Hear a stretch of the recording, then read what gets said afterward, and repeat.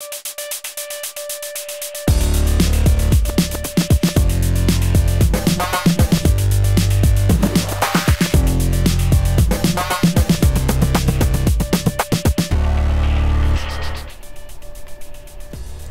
I'm Femi and you're in the stream.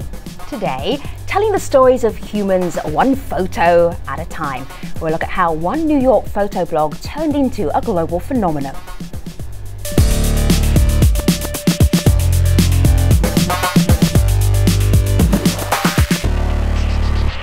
Our digital producer Malika Bilal is here as always, looking out for your live feedback. So when we talk about Brandon Stanton, he is a force on the internet.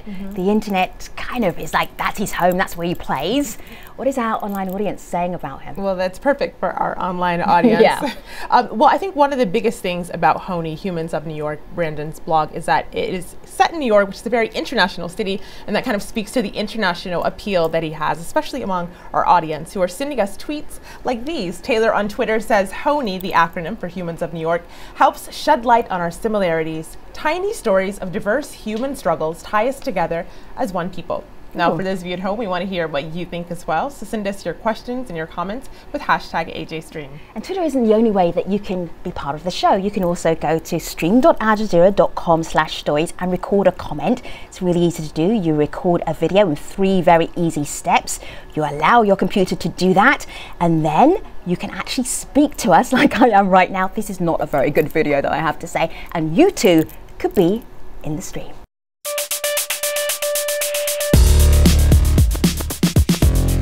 My name is Amr Hussain. I'm a student at Georgetown. They call me the Punisher for my bad puns, and I'm in the stream.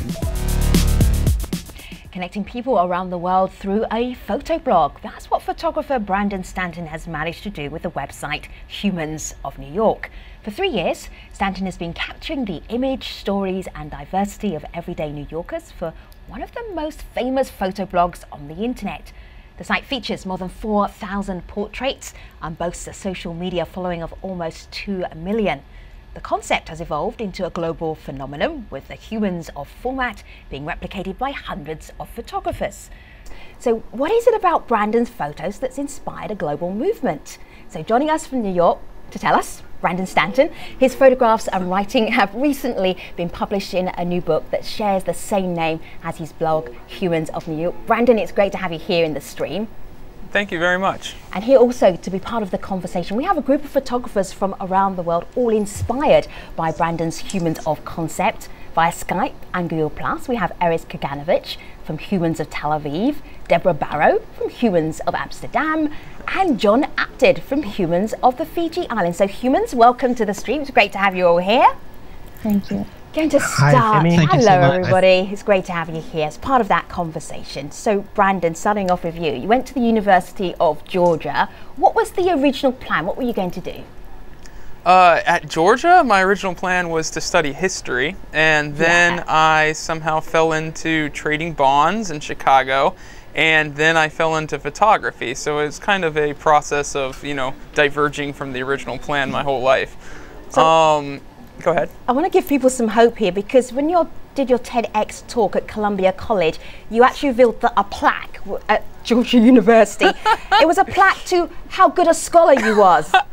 Can I read it? Do you mind? Yeah, go ahead. This plaque not everybody gets a plaque, so people of the world be very inspired by this. This plaque signifies that in December of 2003, Brandon Stanton became the first student to receive 5 Fs in a single semester. How did you do that? How was that possible? Well, I gotta say, it's not quite that hard to do. All you have to do is not go to class, and then not actually make the effort to withdraw from your classes, and you too can do it at home. So it's not that hard.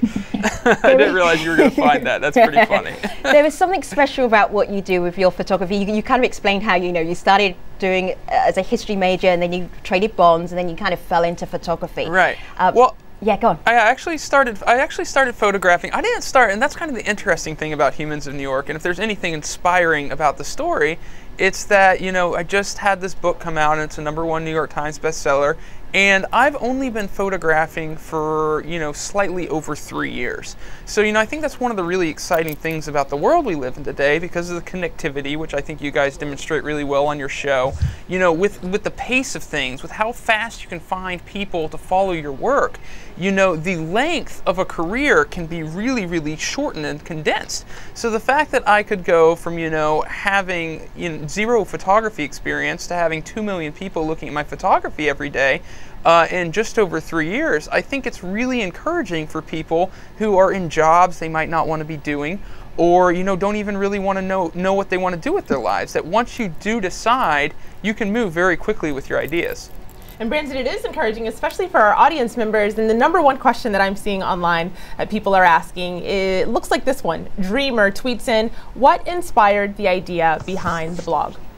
You know, and I'm always very careful to say that it didn't start with an idea. You know, Humans of New York, especially as it exists today, wasn't some idea I had that while I was sitting on the couch that I basically took that idea and then executed it. You know, it all started from me just falling in love with photography. Me going out on the streets every single day and just photographing everything I could. Then gradually I started photographing people. Then gradually I started taking portraits of people. Then gradually I started talking to people. And then I started conducting deep interviews. So it wasn't an idea, and that's what I always tell people. I say, don't wait till you have a fully formed idea to start working. Start working and let the idea, or, you know, come out organically just from the act of repetition. Brandon, a couple of weeks ago we had Alexis Ohanian on. He is the co-founder of Reddit, and he was explaining how awesome the internet was, and he said, let me give you an example, because I asked him, I was like, okay, give me an example of awesomeness on the internet. This is what he said.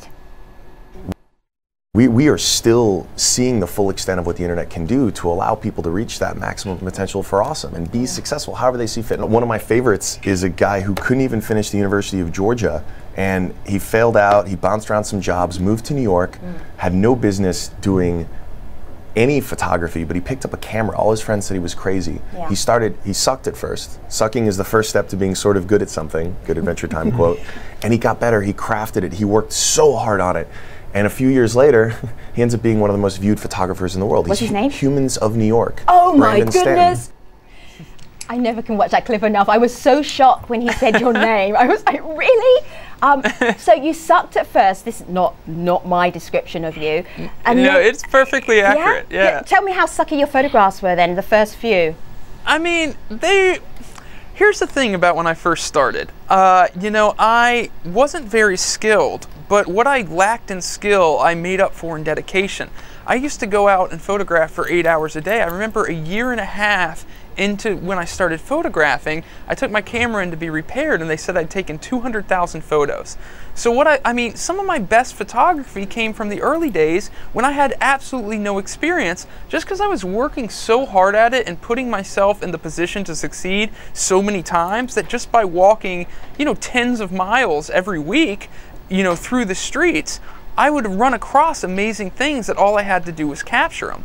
So yeah, you know, even though, you know, my skill wasn't that great at the beginning, it was also the time when I was working the hardest. So I still, you know, produced really good stuff.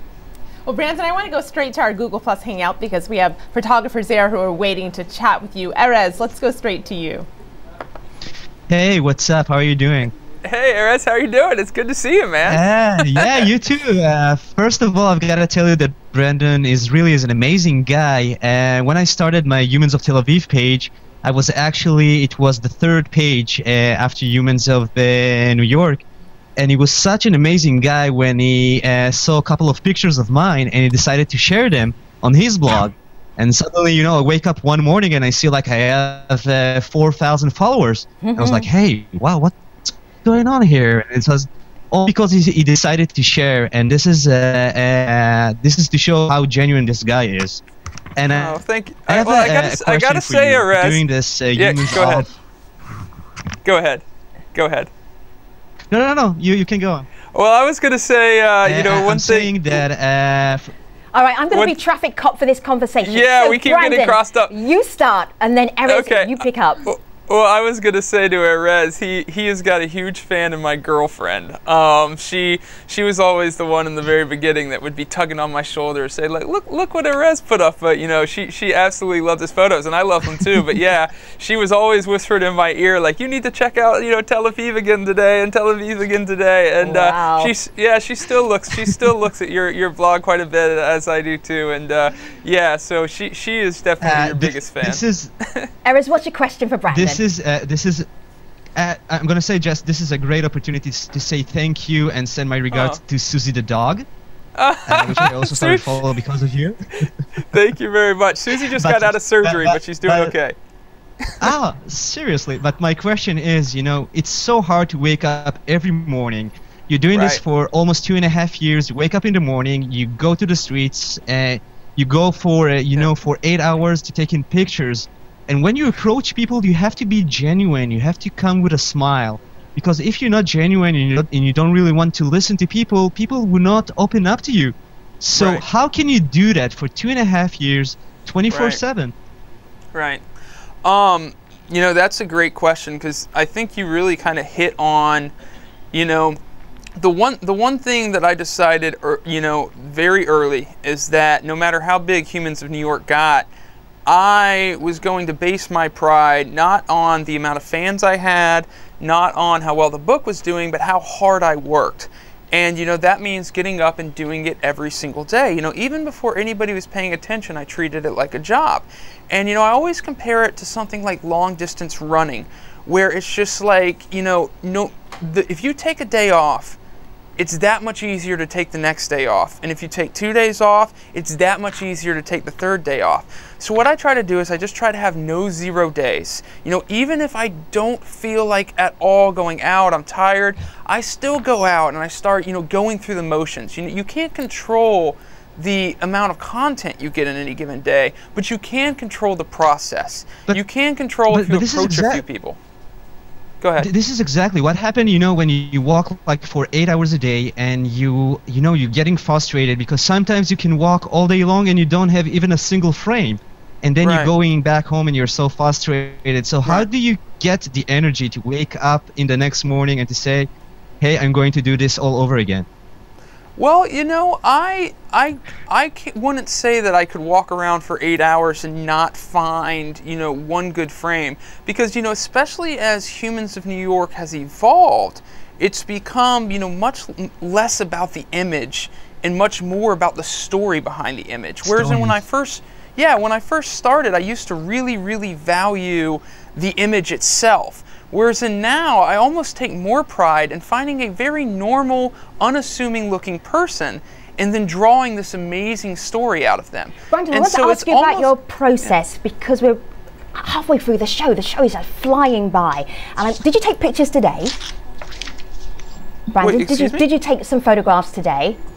Oh, you look at that. Right after I'm talking about how I never take a day off. I had this interview and then a book signing tonight. Yeah, right. No pictures today. All right, I called you on that one. So I'm on your Facebook site, Humans of New York. I'm just going to go down to a picture that's just come up quite recently. So it's a gentleman with a little cute baby tucked inside of his jacket. Talk me through the process of how you got that picture and how it ended up on the blog. Okay, now I will say that I took 11 photos yesterday because I knew I was going to be doing this today. All right, we let you And this is, this is one of them. This is a very simple one. This is one of the ones where the image speaks for itself, and I knew that, you know, as soon as I saw it. I was actually walking home. I've been walking around in the snow all day, and then I saw these two.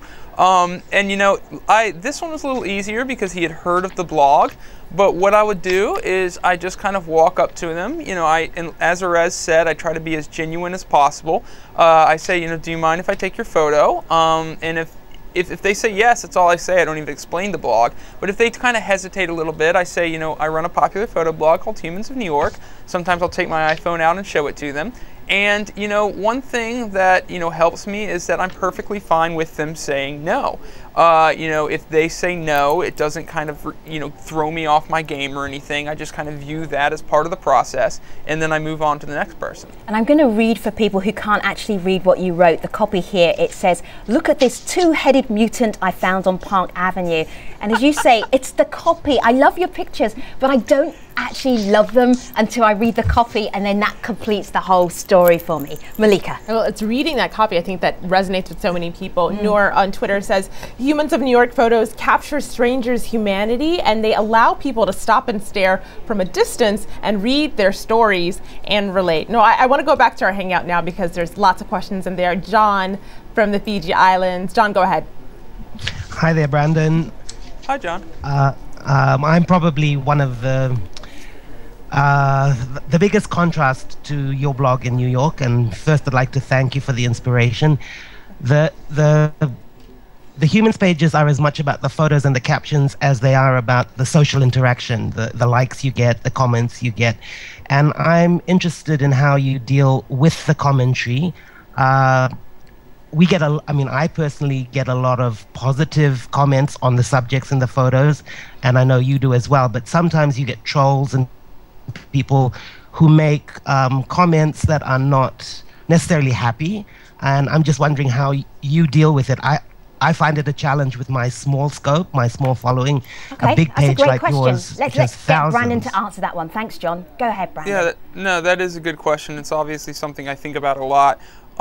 Short answer is I only allow comments on Facebook. I find that since Facebook requires you to actually verify your identity, it really cleans up the commentary a lot, so that helps.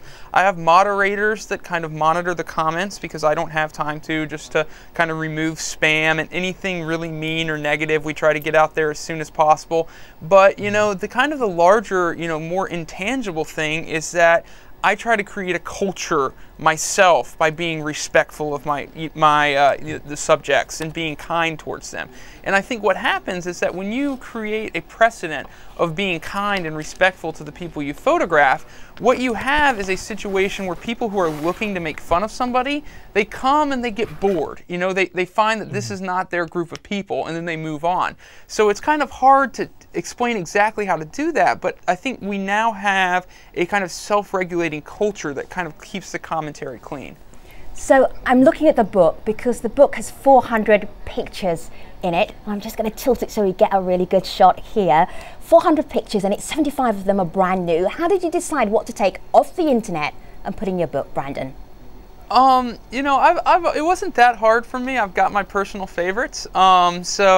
I think it was kind of, I think I chose 500 and then just kind of whittle it down and whittle it down and whittle it down. I tried to get something that showed the scope, both of, the diversity of the project and not only in ethnicity and neighborhood, but I like to have a mix on Humans of New York of, I don't want all the conversations to be very sad or very deep.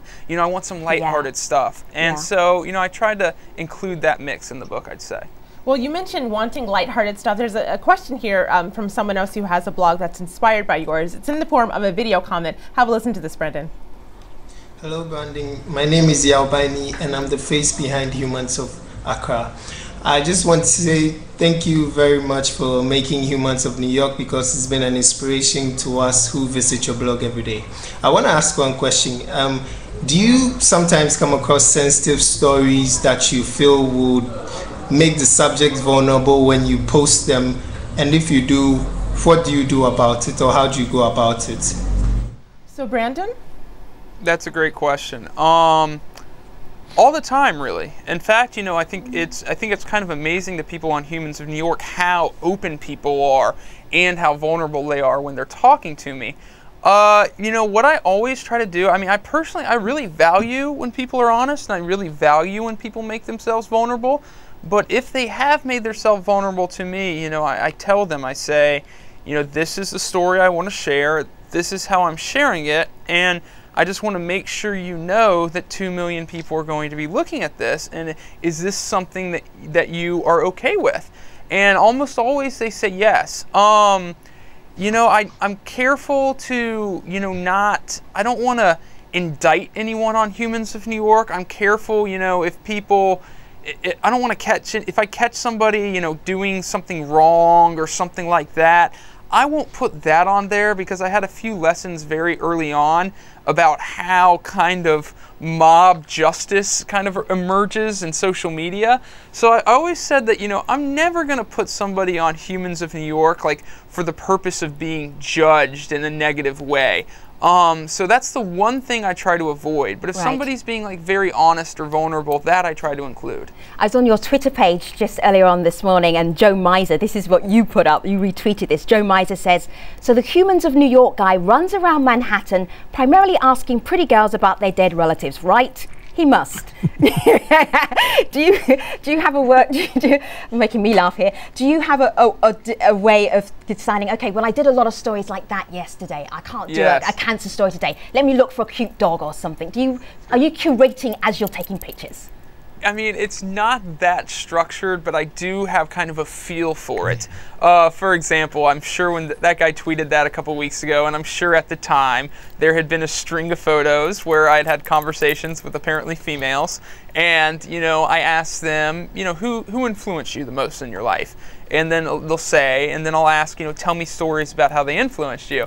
So when he wrote that, I kind of laughed at myself, and I said, okay, maybe I should not be, asking females about their loved ones that have passed on for a few days, and then I'll go start photographing dogs or talking to old men or something like that. So it's not something structured, but I do really try to keep a mix, and I just kind of do that by feel. Right. We've got 1 minute left before the end of this show, so we're going to use it wisely. Malika? We are. I'm going to share this tweet, and then in our post show, we'll discuss it a little bit more, and we'll also get to the other member of our hangout, Deborah. But Neslihan on Twitter says, when we get to see real human faces and everyday realities of other cultures, our preconceived ideas don't seem to matter.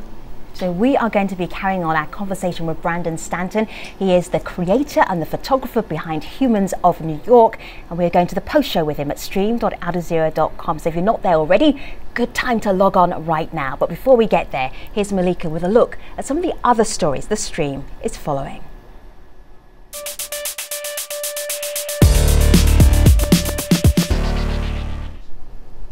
What would you do if your city more than doubled your public transportation fare? Well, for some in the Mexico City residents facing a 67% increase, the answer is to not pay at all. The city's current metro fare is among the world's cheapest, but a planned increase from 23 to 39 cents will make it one of the most expensive rates in the world when compared to the minimum wage. Using hashtag #PostMiSalto, well then I'll jump, activists are organizing a campaign to jump turnstiles across the city on Friday. Protesters have already begun to occupy metro stations around the city, causing delays. Have a look at this. While some commended their efforts, others argue their actions are a hindrance to the 5 million people who use the metro every day. Felipe writes, this is not a good form of expression, and in trying to harm the government, they also hurt us by not having running trains. Next, we head to Ukraine, where anti-government protests have gripped the capital for weeks. But do you know just how central a role the internet has played? Netizens have used hashtag Euromaidan tens of thousands of times per day to discuss the protests and coordinate on the ground. Ukrainians are even more active on Facebook, where they've started groups to provide medical and legal assistance to protesters. And Global Voices reports that Ukraine's largest internet provider increased connection speeds for customers near the protests. They also requested nearby residents to open their Wi-Fi networks for public use. We'll continue to follow these stories online, so tweet us your updates with hashtag AJStream. You know, that Ukraine protest story, actually I was talking to one of our stream producers today, and it looks like on Monday we're going to be looking at the protests, what they want, why they've taken it off. So if you've got something to say, you feel like you should be on that program, we haven't booked the guests yet. Hashtag AJStream, you can tweet us that information, and then we'll get working on Monday's show. Meanwhile, we haven't done with the post show for this program. Brandon Stanton is the creator and the photographer behind Humans of New York. Have a look here on my laptop. I know Brandon's listening to this. Time ideas. These are the 30 people who are under 30 changing the world. Let me just scroll down a little bit. Number 1, Brandon Stanton, the culture spotter. Brandon, when you first saw that, what was that first reaction? Oh, obviously, it's a really big honor. They kind of leaked it out to me in phases. They said, "We're considering you. You're on a short list." So nice. Yeah, but no, it was a very big honor, and I'm very thankful for it. Congratulations! More from Brandon Stanton in the post show at stream.aljazeera.com. Let me tell you just about what we're doing tomorrow. We'll look at Israel's plan to evict tens of thousands of Bedouins from the Negev. Critics are calling it ethnic cleansing. Supporters say that relocating Bedouins will benefit them, so we'll speak to people on both sides of that debate. For now though, you will find us online. Thanks for watching.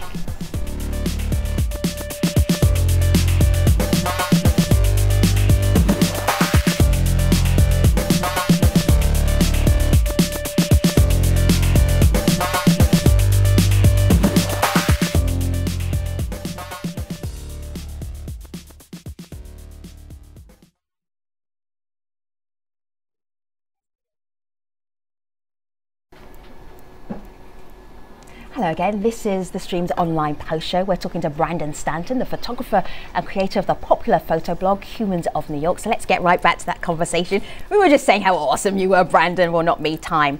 30 people under 30 changing the world. Do you feel that what you're doing is changing the world? You know, it sounds kind of cliche, but I just like try not to think about it. You know, I said very early on, as Humans of New York kind of started to grow, I had a few things that I just kind of decided that were going to be kind of my principles moving forward. One was going to be that, you know, I would try to work as hard as I could and keep myself accountable to that. And, you know, another one would be that, you know, no matter how big it grew, I would, you know, focus on two things, which is going out there every day and taking photos and, you know, telling better stories, because those are things that I can control. As far as the effect of the work, how many people are paying attention, you know, those are things that are out of my control. So it doesn't really do me, you know, any good to try to control those or worry about that. So almost to kind of stay sane as it grows bigger, you know, I just tried to almost narrow my focus. Malika. Well, I want to go back to our hangout and get a question from Deborah, who has a blog that's inspired by yours. Deborah, go ahead. Hey Brandon, how you doing? Hey Deborah, how are you? I'm good. Deborah here from Humans of Amsterdam. I was actually, first of all, I would really like to thank you for being like such a big inspiration. Like, you really changed like part of my life, I guess. Thank you. I was really wondering actually, how do you manage to combine like the artistic side of what you're doing and the business side? And with business, I mean things such as answering emails, doing interviews, publishing a book, etc. Right.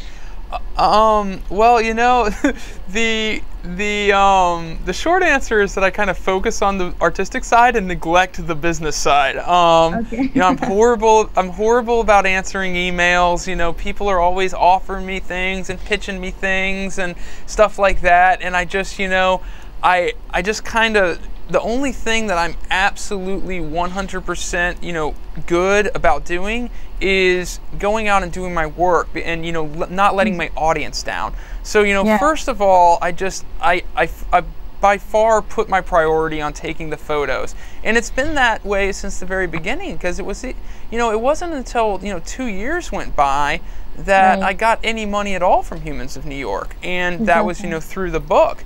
And, you know, I think the reason that Humans of New York grew so fast and the reason that Humans of New York was kind of adopted by so many people is that I wasn't asking people for money. I wasn't putting my hand out. I wasn't trying to sell them anything or advertise anything or promote anything. And, you know, people realized that this was a place that they could come for pure content. And, you know, it kind of had the energy of an art project and not a business. And no matter how big it gets, that's the energy I want to keep. Right. How would you sum up that difference between, excuse me Deborah, I'm just going to jump in, and you can jump right back in back after me. How would you sum up the difference between mainstream photography and the kind of photography that you're doing? Because there is such an appeal for what you're doing. How would you say that you're different from any other photograph that you might see online or on a newspaper, for instance? You know, I don't, the obvious answer is the interviews that are done. You know, I don't know if my photography's, you know, extra special. You know, that's for other people to decide. You know, all I can control is how hard I work at it. But I feel like if there's one thing that really separates Humans of New York, it's the kind of the pairing of the photographs with the stories. And, you know, interview might almost be too rigid of a word because, you know, I'm just kind of sitting down and having conversations with people and then taking little pieces of these conversations and pairing them with the images.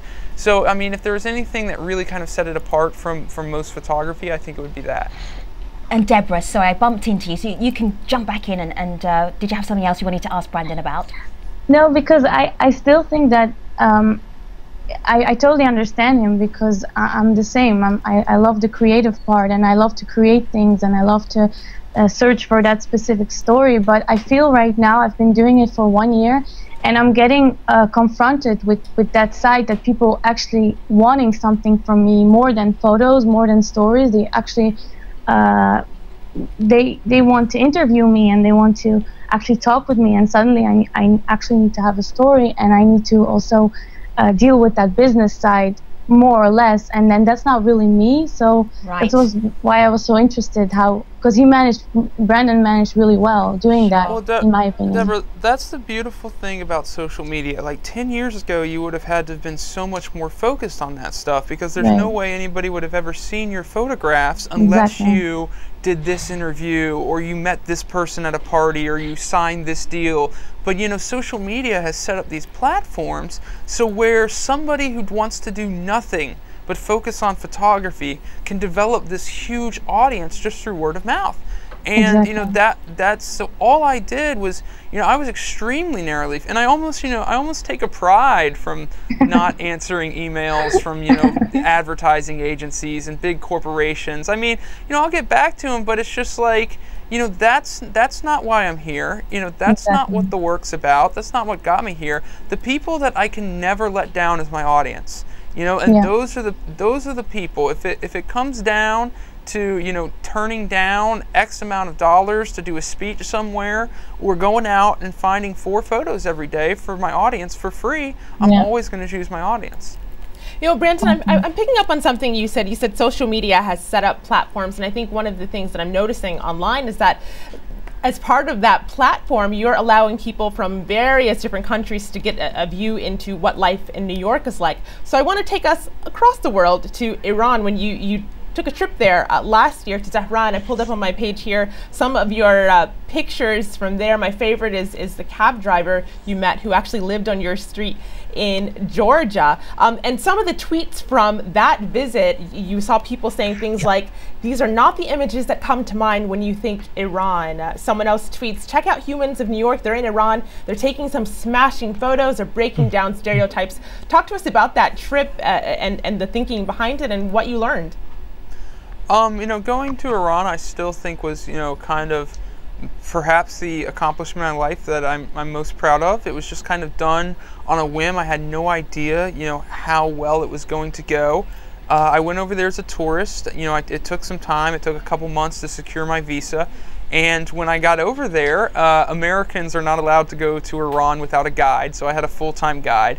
And so when I got over there, you know, my guide kind of started taking me to some museums, and I was like, you know, all I really want to do is just stop people on the street and photograph them. You know, that's kind of why I'm here. And he looked at me really weird, and he's like, oh, if that's what you want to do. And so, you know, I spent 2 weeks in Iran photographing people on the streets just like I did in New York.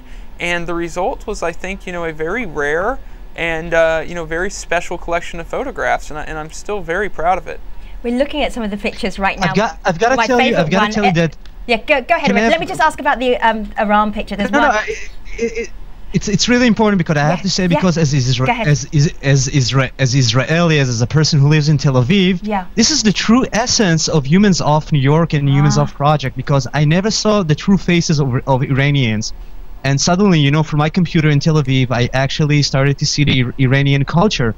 And this is the great thing about Humans Of, because a lot of people from the Arab world can actually see what's going on in Tel Aviv, or you can see what happened in Tehran or Karachi, and this is the most amazing aspect of Humans Of Project. So, Brandon.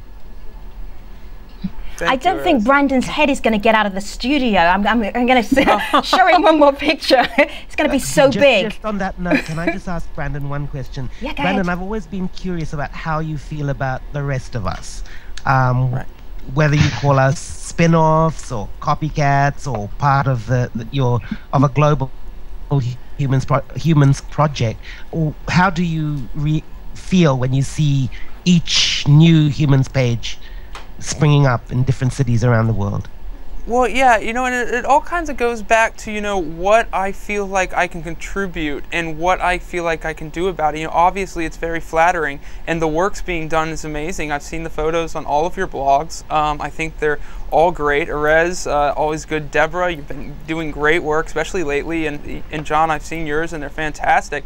And, you know, I just say, like, if I'm going to, you know, if I'm going to contribute at all, that, you know, the best thing I can do is just focus on my work here in New York and improve that and get better at that.